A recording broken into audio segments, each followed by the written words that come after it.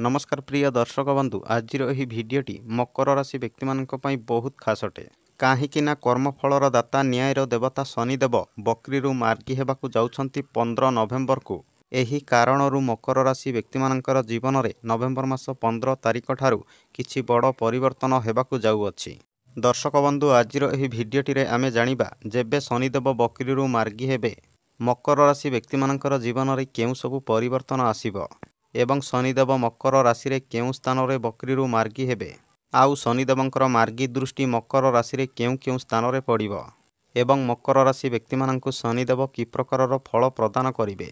नवेम्बर मास 15 तारिख ठारू शनिदेव मकर राशि व्यक्ति शुभ फल देवे ना अशुभ फल देवे जानिबा आजिर एही भिडियोटी संपूर्ण विषय रे। प्रिय दर्शक बंधु भिडियोटी आरंभ करने पूर्व आपण मानकु मोर छटिया अनुरोध रहिला जे जदि प्रथम करी आम चैनल रे आसीचंती ताहले आम चैनल को सब्सक्राइब करंतु एवं पाखरे स्थित बेल आइकन को मध्य क्लिक करंतु जहा फल आमर प्रत्येक भिडियो सर्वप्रथम आपण माने पाई परिबे। आउ जदि भिडियो पसंद लगे ताहले भिडियो को गोटे लाइक करंतु शेयर करंतु एवं कमेंट बॉक्स रे हृदय रे जय शनिदेव अवश्य लिखंतु। शनिदेवंकर कृपा हेले आपणकर प्रत्येक दुख कष्ट निश्चय दूर करिवे। एबे चलंतु दर्शक बंधु संपूर्ण भिडियोटी आरंभ करिनेबा। आउ जानी रखंतु जे एही कार्यक्रमटी चंद्र राशि एवं जन्म राशि उपरे आधारित अटे। मकर राशि आपणकर राशिर अधिपति होउछंती शनिदेव एवं शनिदेव नवेम्बर मास 15 तारिख ठारू आपणकर राशि रे 2 नंबर घरे बकरी मार्गी हिजिबे आउ शनिदेवंकर मार्गी दृष्टि आपणकर राशि रे एकादश घरे पड़िबो एवं आपणकर अष्टम घरे आउ आपणकर चतुर्थ घरे शनिदेवंकर मार्गी दृष्टि पड़िबो नवेम्बर मास 15 तारिख ठारू। प्रथमे जानिबा मार्गीर माने कौन। मार्गीर माने हेउअछि शनिदेव नवेम्बर मास 15 तारिख ठारू ठीक रूपरे चलन करिवे काहेकि ना शनिदेव 15 नवेम्बर पूर्वरु बकरी अवस्था विराजमान करिथिले एवं ठीक रूपरे चलन करि पारु नथिले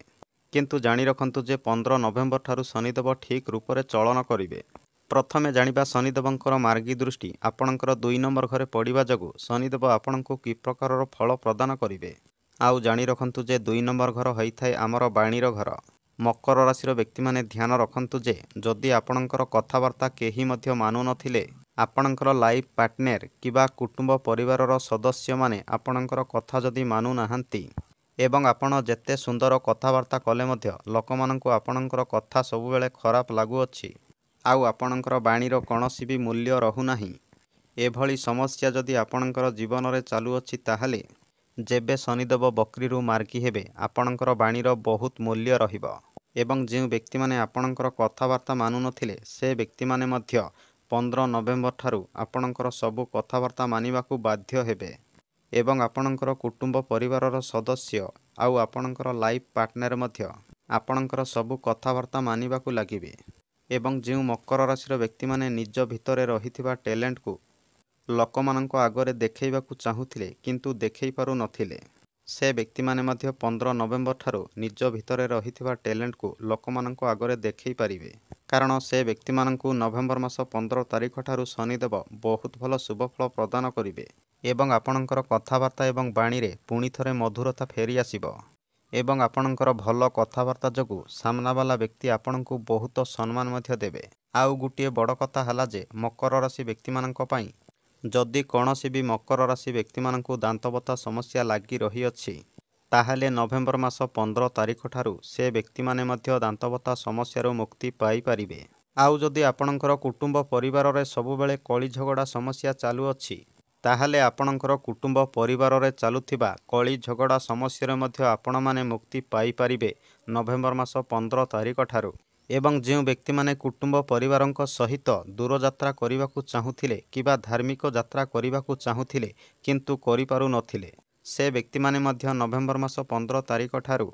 दूर यात्रा करि परिबे एवं कौनसी भी धार्मिक स्थान रे मध्य जग देई परिबे। आउ गुटे खुशीर कथा हला जे मकर राशि व्यक्ति मानंक पई जो मकर राशिर व्यक्ति माने अधिका मद पिउछंती सिगरेट टाणुछंती एवं जुआ मध्य खेलुछंती सबुबेले जदि जुआ सिगरेट एवं मदरे धन खर्च करुछंती से व्यक्ति माने मध्य नवेम्बर मास 15 तारिख ठारू धीरे धीरे सुधुरिबाकू लागिबे एवं सबु खराब जिनस प्रति से व्यक्ति माने दूरेई जिबे एवं धीरे धीरे से व्यक्ति माने भल बाटकू आसीबा पई चेष्टा करिवे। एवं आउ गुटिए खुशीर कथा हला जे मकर राशि व्यक्ति मानंक पई ଯେଉଁ ମକର ରାଶି ବ୍ୟକ୍ତିମାନଙ୍କର ଅଧିକାରୁ ଅଧିକା ଧନ ଖର୍ଚ୍ଚ ହେଉଥିଲା, କିଛି କାରଣ ନଥାଇ ମଧ୍ୟ ଆପଣଙ୍କର ଧନ ଯଦି ଅଯଥାରେ ଖର୍ଚ୍ଚ ହେଉଥିଲା, ସେ ବ୍ୟକ୍ତିମାନଙ୍କ ପାଇଁ ଗୋଟିଏ ଖୁସିର କଥା ହେଲା ଯେବେ ଶନିଦେବ ବକ୍ରିରୁ ମାର୍ଗୀ ହେବେ ଆପଣଙ୍କର ଖର୍ଚ୍ଚ ମଧ୍ୟ ବହୁତ କମିଯିବ ଆଉ ଆପଣଙ୍କର ଧନରେ ବୃଦ୍ଧି ଦେଖାଯିବ। ଆଉ ଶନିଦେବଙ୍କର ମାର୍ଗୀ ଦୃଷ୍ଟି ଆପଣଙ୍କର ଚତୁର୍ଥ ଘରେ ପଡ଼ିବା ଯୋଗୁଁ ଯଦି ବହୁତ ଦିନ ଧରି ଆପଣଙ୍କର ମାଆଙ୍କର ସ୍ୱାସ୍ଥ୍ୟ ପ୍ରତି କୌଣସି ବି ସମସ୍ୟା ଚାଲୁଅଛି କିମ୍ବା ଆପଣଙ୍କର ମାଆଙ୍କର ଆଣ୍ଠୁ ଗଣ୍ଠିରେ ବଥା ସମସ୍ୟା ଦେଖାଯାଉଅଛି,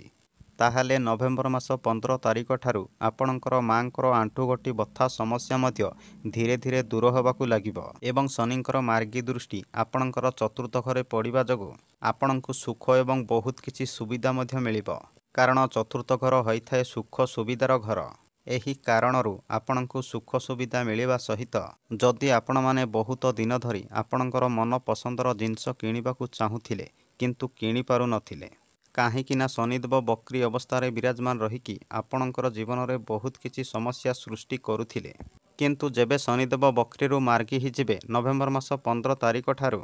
ଆପଣମାନେ ଆପଣଙ୍କର ମନ ପସନ୍ଦର କିଛି ଜିନିଷ ମଧ୍ୟ କିଣିପାରିବେ ଏବଂ ଆପଣଙ୍କର ଯେକୌଣସି କାମ ମଧ୍ୟ ଅଧା ରହିଥିଲା,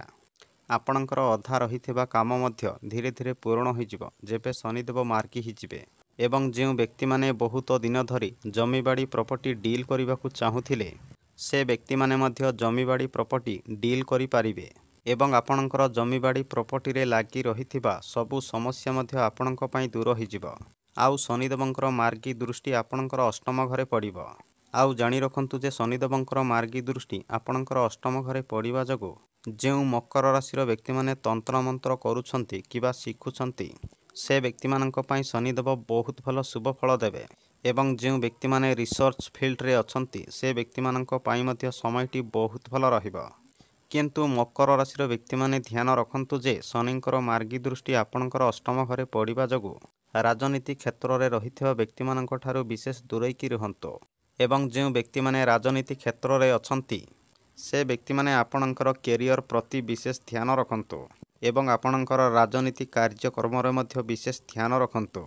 ଏବଂ ଯେଉଁ ବ୍ୟକ୍ତିମାନେ ଗଭର୍ଣ୍ଣମେଣ୍ଟ ଚାକିରି କରୁଛନ୍ତି, ସେ ବ୍ୟକ୍ତିମାନେ ମଧ୍ୟ ଆପଣଙ୍କର ଚାକିରି କ୍ଷେତ୍ରରେ ଏବଂ ଆପଣଙ୍କର ପର୍ସନାଲ ଲାଇଫରେ ବିଶେଷ ଧ୍ୟାନ ରଖନ୍ତୁ। କାରଣ ଶନିଦେବଙ୍କର ମାର୍ଗୀ ଦୃଷ୍ଟି ଅଷ୍ଟମ ଘରେ ସୂର୍ଯ୍ୟଦେବଙ୍କର ଘରେ ପଡ଼ିବା ଯୋଗୁଁ କିଛି ସମସ୍ୟା ସୃଷ୍ଟି ହେବାର ବହୁତ ସମ୍ଭାବନା ରହିଅଛି। ଆଉ ଶନିଦେବଙ୍କର ମାର୍ଗୀ ଦୃଷ୍ଟି ଆପଣଙ୍କର ଏକାଦଶ ଘରେ ପଡ଼ିବ। ଶନିଦେବଙ୍କର ମାର୍ଗୀ ଦୃଷ୍ଟି ଆପଣଙ୍କର ଏକାଦଶ ଘରେ ପଡ଼ିବା ଯୋଗୁଁ ଯେଉଁ ଚାକିରି କରୁଥିବା ବ୍ୟକ୍ତିମାନେ ପ୍ରମୋସନ ପାଇବା ପାଇଁ ବହୁତ ଦିନ ଧରି ଚେଷ୍ଟା କରୁଥିଲେ, ସେ ବ୍ୟକ୍ତିମାନଙ୍କୁ ପ୍ରମୋସନ ମିଳିବାର ବହୁତ ସମ୍ଭାବନା ମଧ୍ୟ ରହିଅଛି। ଏବଂ ଯେଉଁ ବ୍ୟକ୍ତିମାନେ ଆପଣଙ୍କର ଫାଇନାନ୍ସ ଏବଂ କ୍ୟାରିୟରକୁ ନେଇ ବହୁତ ଚିନ୍ତା କରୁଥିଲେ, ସେ ବ୍ୟକ୍ତିମାନଙ୍କର ଟେନସନ୍ ଏବଂ ଚିନ୍ତା ମଧ୍ୟ ଦୂର ହୋଇଯିବ ଏବଂ ଆପଣଙ୍କର କ୍ୟାରିୟରରେ କିଛି ନା କିଛି ପରିବର୍ତ୍ତନ ନିଶ୍ଚୟ ଦେଖାଦେବ ଯେବେ ଶନିଦେବ ବକ୍ରିରୁ ମାର୍ଗୀ ହୋଇଯିବେ। ଏବଂ ଯେଉଁ ମକର ରାଶିର ବ୍ୟକ୍ତିମାନେ ନିଜ ପର୍ସନାଲ ଲାଇଫକୁ ନେଇ ଅଧିକାରୁ ଅଧିକା ଚିନ୍ତା କରୁଥିଲେ, ସେ ବ୍ୟକ୍ତିମାନଙ୍କର ଚିନ୍ତା ଏବଂ ଟେନସନ୍ ମଧ୍ୟ ଧୀରେ ଧୀରେ ଦୂର ହେବାକୁ ଲାଗିବ। ନଭେମ୍ବର ମାସ 15 ତାରିଖ ଠାରୁ ଯେବେ ଶନିଦେବ ବକ୍ରିରୁ ମାର୍ଗୀ ହେବେ, ଅଧିକା ଚିନ୍ତା କରୁଥିବା ବ୍ୟକ୍ତିମାନଙ୍କର ଜୀବନରେ ମଧ୍ୟ କିଛି ନା କିଛି ପରିବର୍ତ୍ତନ ନିଶ୍ଚୟ ଆସିବ। ଦର୍ଶକ ବନ୍ଧୁ, ଏଥିଲା ଯେବେ ଶନିଦେବ ବକ୍ରିରୁ ମାର୍ଗୀ ହେବେ ମକର ରାଶି ବ୍ୟକ୍ତିମାନଙ୍କର ଜୀବନରେ ଏସବୁ ଘଟଣା ନିଶ୍ଚୟ ଘଟିବ। ଯଦି ଆପଣମାନଙ୍କୁ ଏ ଭିଡ଼ିଓଟି ପସନ୍ଦ ଲାଗିଥାଏ ତାହେଲେ ଭିଡ଼ିଓକୁ ଗୋଟିଏ ଲାଇକ୍ କରନ୍ତୁ, ସେୟାର କରନ୍ତୁ ଏବଂ କମେଣ୍ଟ ବକ୍ସରେ ଜୟ ଶନିଦେବ ଅବଶ୍ୟ ଲେଖନ୍ତୁ।